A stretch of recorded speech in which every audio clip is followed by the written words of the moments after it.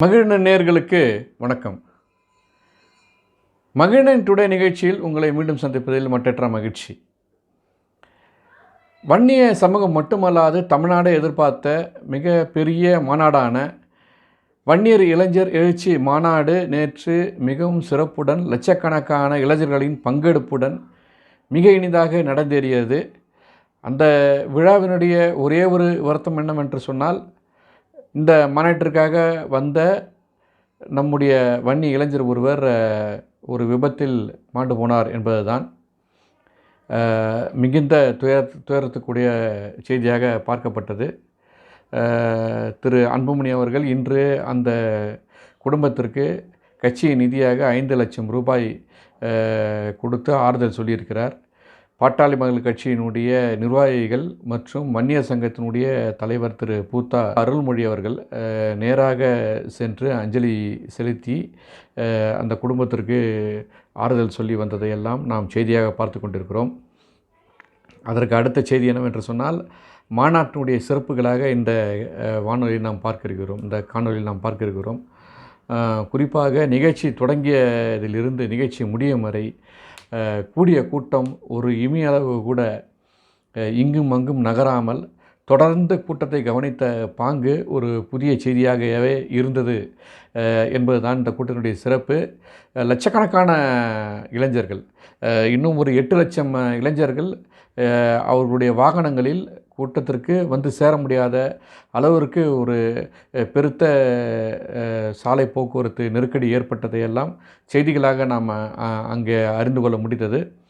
அங்கே அறிவிப்பும் செய்திருந்தார்கள், வாகனங்களை சரியான இடத்தில் நிறுத்த வேண்டும். காரணம், இன்னும் பல்லாயிரக்கணக்கான வாகனங்கள் செங்கல்பட்டை தாண்டி நின்று கொண்டிருக்கின்றன.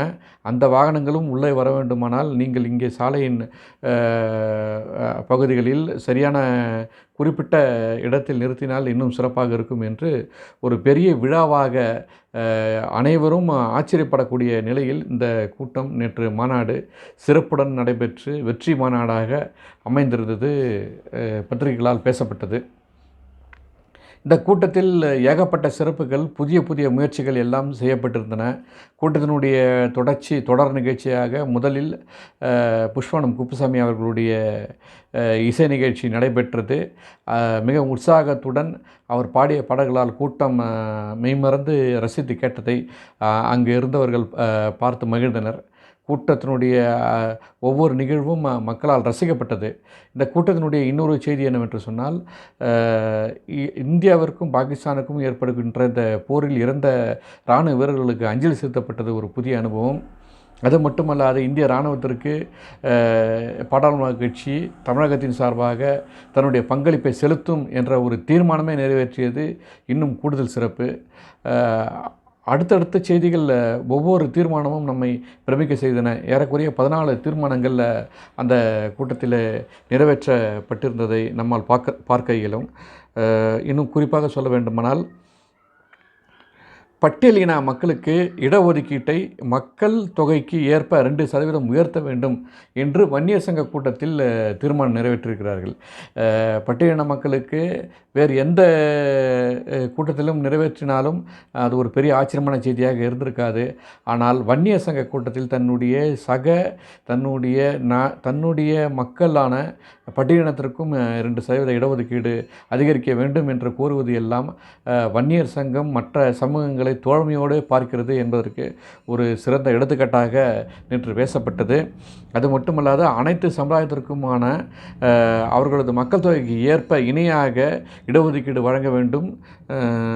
இன்னொரு தீர்மானம், இளைஞர்களுக்கு உள்ஒதுக்கீடு 10.5% உச்சநீதிமன்றத்தின் தீர்ப்பின்படி உடனடியாக நிறைவேற்ற வேண்டும்.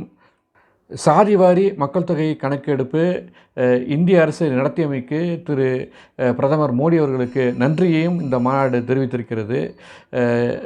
இன்னும் ஒரு முக்கியமான தீர்மானம், தனியார் துறையில் இடஒதுக்கீடை உறுதி செய்ய வேண்டும். காரணம், மாநில அரசு தற்பொழுது குரூப் 4 போன்ற தேர்வுகளுக்கு போன்ற பதவிகளுக்கு தேர்தல் நடத்தாமல் அந்த இடங்களுக்கு தனியாருக்கு அவுட் சோர்சிங் முறைகள் கொடுப்பதால் தனியார் துறையில் வேலைவாய்ப்பை உறுதி செய்யும் போது அந்த இடத்திற்கான இடங்களை பூர்த்தி செய்ய பிற்படுத்தப்பட்ட மக்களுக்கான ஒரு பெரிய வாய்ப்பாக இது அமையும் என்ற நோக்கில் இந்த தீர்மானம் நிறைவேற்றியிருப்பதை நாம் இங்கே கவனிக்க வேண்டும். இதுபோன்று ஏறக்குறைய 14 தீர்மானங்கள் நிறைவேற்றப்பட்டிருக்கின்றன. இன்னும் ஒரு சிறப்பான தீர்மானத்தையும் நான் இங்கே சொல்ல வேண்டும். மிகவும் பிற்படுத்தப்பட்ட மக்களுக்கு 50% இடஒதுக்கீடை வழங்க வேண்டும் என்று ஒரு முத்தாய்ப்பான ஒரு தீர்மானத்தோடு ஏறக்குறைய 14 தீர்மானங்கள் 14 முக்கிய நிர்வாகிகள் வாயிலாக நேற்று நிறைவேற்றப்பட்டதை நாம் இங்கே அறிந்து கொள்ளலாம்.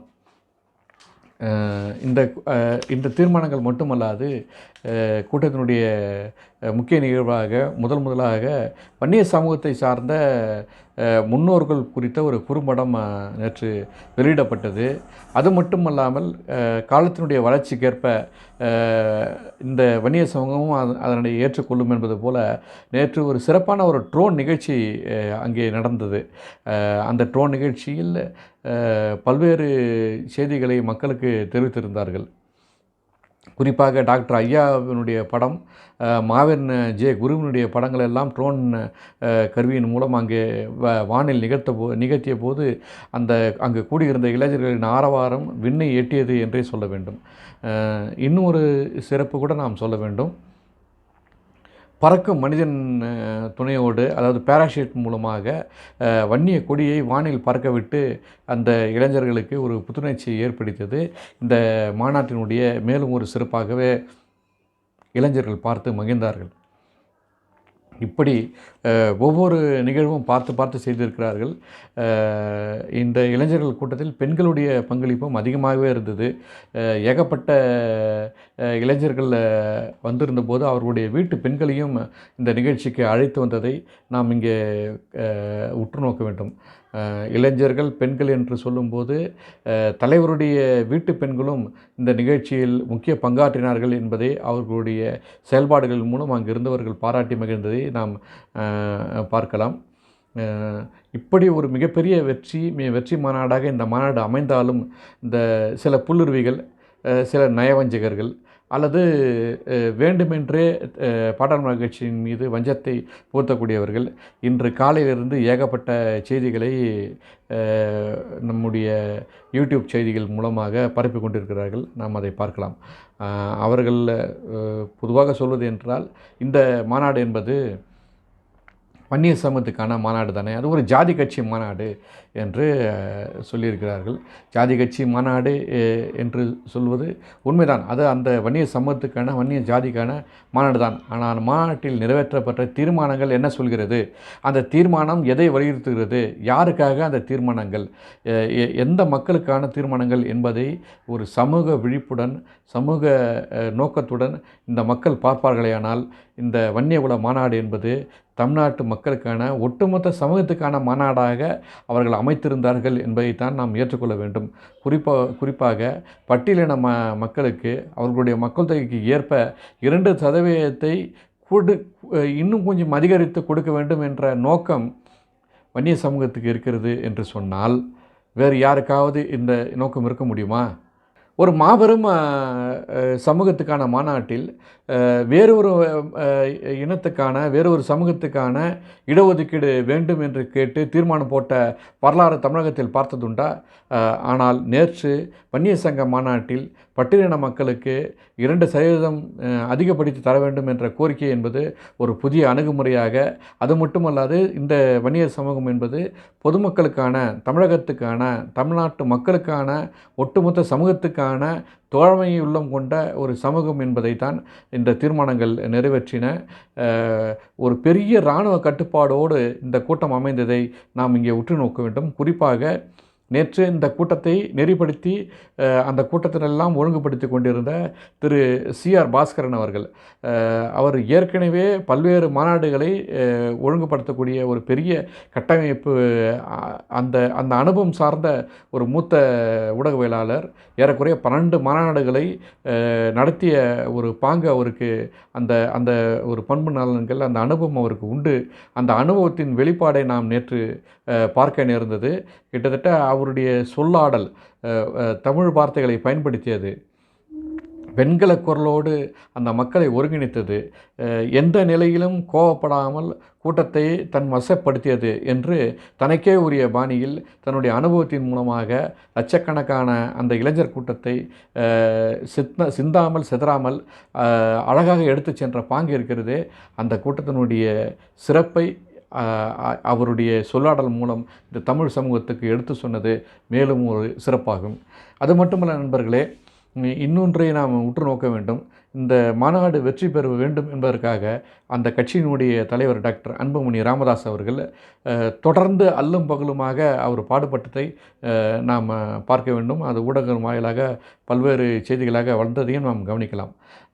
அதிலும் குறிப்பாக நேற்று மிக முன்கூட்டியே அந்த அரங்கத்திற்கு வந்த கூட்டத்தினுடைய தலைவர் ஒவ்வொரு மூலையிலும் சென்று இளைஞர்களை உற்சாகப்படுத்தியதோடு அல்லாமல், எங்கெல்லாம் ஒரு சிறு சிறு சலசலப்பு ஏற்படுகிறதோ அங்கெல்லாம் உடனடியாக நேராக களத்திற்கே சென்று அந்த இளைஞர்களை ஆற்றுப்படுத்தி அவர்களை அமைதிப்படுத்தி அரங்கத்தில் எந்த ஒரு சிறு சஞ்சலப்பும் ஏற்படாத அளவிற்கு பார்த்து கொண்ட பாங்கு ஒரு தளபதிக்கான, ஒரு தலைவனுக்கான ஒரு அந்த அற்புதமான அந்த பாங்கு பண்பு ஒரு தலைவருக்கான ஒரு உற்று நோக்குதலை மக்களுக்கு ஏற்படுத்தியதை, இளைஞர்கள் பெருமைப்பட்டதை நாம் அங்கே பார்க்க வேண்டும்.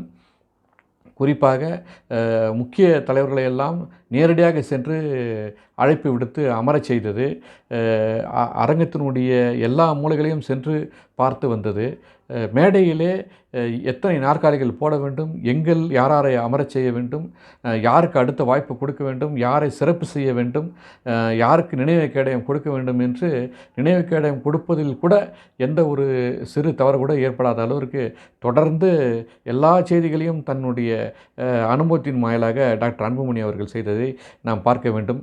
வெளி மாநிலங்களை சார்ந்த அமைச்சர் பெருமக்கள், அந்த மாநிலங்களை சார்ந்த மேயர் பெருமக்கள், முன்னாள் சட்டமன்ற உறுப்பினர்கள், இந்நாள் சட்டமன்ற உறுப்பினர்கள், வெளிநாடுகளில் இருந்து, மலேசியாவில் இருந்து, சிங்கப்பூரில் இருந்து என்று வெளி நாடுகளிலிருந்து வந்த வன்னிய சமூக தலைவர்கள் எல்லாம் அந்த கூட்டத்திலே அமரச் செய்து அவர்களை வரவேற்று ஆற்றுப்படுத்திய அந்த தலைமை பண்பு கட்சியினுடைய தலைவர் டாக்டர் அன்புமணி என்பதை இளைஞர்களுக்கு மீண்டும் ஒரு முறை உறுதிப்படுத்தியதை நேற்று நிகழ்ச்சி வெளிப்படுத்தியதை நாம் பார்க்க வேண்டும்.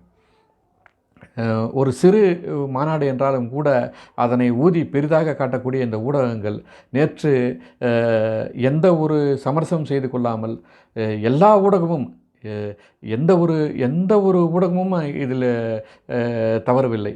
ஒரு சில ஊடகங்களை தவிர, திமுக சார்ந்த சில ஊடகங்களை தவிர்த்து அல்லது திமுக ஆதரவான சில ஊடகங்களை தவிர்த்து மற்றமுள்ள அனைத்து ஊடகங்களும் இந்த நிகழ்ச்சியை நேரடியாக ஒளிபரப்பியதை நாம் இங்கே கவனிக்க வேண்டும். ஒவ்வொரு ஊடகமும் ஒளிபரப்பினாலும் கூட அந்த ஊடகத்தினுடைய பார்வையாளர்கள் சற்று ஏறக்குறைய 5 லட்சத்திற்கும் அதிகமான பார்வையாளர்கள் ஒவ்வொரு தொலைக்காட்சியின் வாயிலாக நேற்றைய நிகழ்ச்சியை பார்த்திருக்கிறார்கள். அதாவது அங்கே கூடிய கூட்டம் ஏறக்குறைய ஒரு 20 லட்சம் பேர் இருந்திருக்கிறார்கள் என்று சொன்னால், வெளியிலிருந்து வீட்டிலிருந்தே ஊடகத்தின் வாயிலாக, தொலைக்காட்சியின் வாயிலாக பார்த்த பார்வையாளர்களின் எண்ணிக்கை கோடியை தாண்டும் என்று ஒரு புள்ளிவிவரம் சொல்கிறது. அப்படி ஏகப்பட்ட மக்கள் இந்த மாநாட்டின் வாயிலாக தமிழகத்திற்கு சொல்ல வரக்கூடிய செய்தி என்ன என்பதைத்தான் நேற்று பார்த்திருந்தார்கள். அவர்கள் எதிர்பார்த்ததைப் போலவே ஒரு கூட்டம் எப்படி இருக்க வேண்டும், கூட்டத்தினுடைய நிகழ்ச்சி எப்படி இருக்க வேண்டும், அந்த நிகழ்ச்சியின் மூலம் தமிழகத்திற்கு சொல்ல வர வேண்டிய கருத்துக்கள் என்ன என்பதையெல்லாம் ஒரு முன்னுதாரணமாக நேற்றைய மாநாடு நடத்தியிருப்பதை நாம் இங்கே கவனிக்க வேண்டிய செய்தி. டாக்டர் அன்புமணி அவர்கள் எப்பொழுதுமே இந்த தமிழ்நாட்டுக்கு மட்டுமல்ல, இந்தியாவிற்கே ஒரு முன்னுதாரணமான ஒரு தலைவராக அவர் விளங்கியிருக்கிறார். நான் இந்தியாவிற்கு என்று சொன்னதற்கான காரணம், அவர் ஏற்கனவே மத்திய அரசினுடைய அமைச்சராக இருந்தபோது அவர் இந்தியாவிற்கே வேலை செய்தவர் என்பதற்காக அந்த வார்த்தையை நான் சொல்கிறேன். குறிப்பாக தமிழ்நாட்டுக்கு அவர் எப்பொழுதுமே தன்னுடைய பார்வையை ஒரு நீண்ட நெடிய தொலைநோக்கு பார்வையாகத்தான் அவர் வைத்திருப்பார். அந்த அந்த நோக்கத்திற்காகவே அந்த பார்வைக்காகவே இன்றைக்கும் ஒரு செய்தியை செய்திருக்கிறார். நேற்று லட்சக்கணக்கானோர் கூடிய அந்த கூட்டத்தின் வாயிலாக கண்டிப்பாக அந்த திடலில் சில குப்பை கூளங்கள் பூட்டிருக்க நிறைய வாய்ப்பு உண்டு. காரணம், இந்த மாநாட்டின் வாயிலாக பல்வேறு சிறு வியாபாரிகள் பயனடைந்தார்கள் என்பதை அங்கே நேரடியாக சென்றவர்களுக்கு தெரியும். அந்த வியாபாரிகள் மூலமாக அவர்கள் விற்கப்பட்ட பொருட்களினுடைய அந்த தின்பண்டங்களினுடைய அந்த கழிவுகள் அங்கே சிந்தப்பட்டிருந்தன. பேப்பர்ஸ் எல்லாம் அந்த இங்கே நாளிதழ்கள், காகித குப்பைகள் அங்கே இருந்ததை நாம் நேற்றே கவனித்தோம். அந்த கழிவுகளை கூட இன்றைக்கு ஒரு தலைவராக இருந்தாலும் நேரடியாக களத்திற்கு சென்று உடனடியாக மக்களாக தன்னுடைய தொண்டர்களோடு தன்னுடைய இளைஞர் பட்டாளத்தை சேர்த்துக்கொண்டு இன்றைக்கு சுத்தம் செய்ததை ஒரு மிகப்பெரிய ஒரு உதாரணமாகவே தமிழ் சமூகம் பார்க்கின்றது. அடுத்தடுத்த வரக்கூடிய தலைவர்கள் ஒரு கூட்டம் நடத்தினால் எப்படி நடத்த வேண்டும் என்பதற்கான ஒரு முன்மாதிரியான ஒரு கூட்டமாக இந்த கூட்டம் அமைந்ததை தமிழ் சமூகம் வரவேற்கிறது, வாழ்த்துகிறது. டாக்டர் அன்புமணி அவர்களுடைய இந்த செயல்பாடுகள் பொதுமக்களால் வரவேற்கப்படுகிறது. அடுத்தடுத்த செய்திகளை மக்கள் தொடர்ந்து இந்த ஊடகத்தின் வாயிலாக தெரிந்து கொள்ள நீங்கள் தொடர்ந்து எங்களுக்கு ஆதரவு தர வேண்டும். இன்னொரு காலநிலையில் உங்களை மீண்டும் சந்திக்கின்றேன். வாழ்க வளமுடன். நன்றி.